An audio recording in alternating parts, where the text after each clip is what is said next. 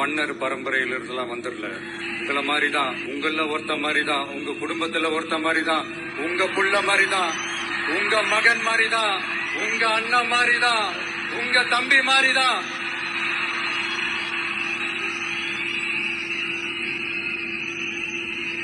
அப்படிதான் நான் உணர்றேன். நீங்களும் என்ன அப்படி நினைச்சதுனாலதான் சினிமாவில் எனக்கு ஒரு மிகப்பெரிய ஒரு இடத்த ஒண்ணு கொடுத்தீங்க.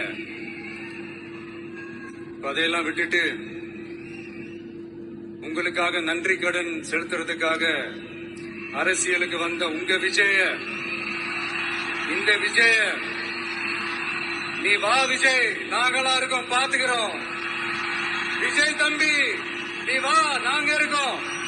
விஜய் தம்பி நீ வா, நாங்க இருக்கோம். அண்ணா நீ வா, நீ வா நண்பா, நாங்களா இருக்கோம் சொல்லி